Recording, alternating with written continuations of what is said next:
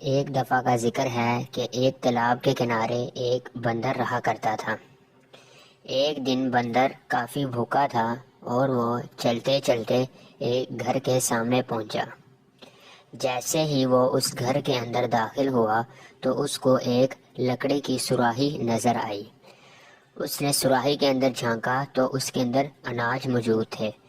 اس نے اپنا ہاتھ سراہی کے اندر داخل کیا اور اپنی مٹھی اناج سے بھر لی۔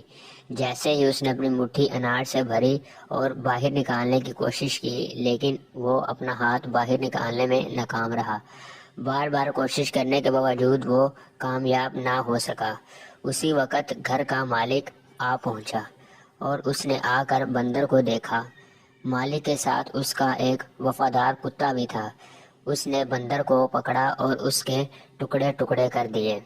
نتیجہ: لالچ بری بلا ہے۔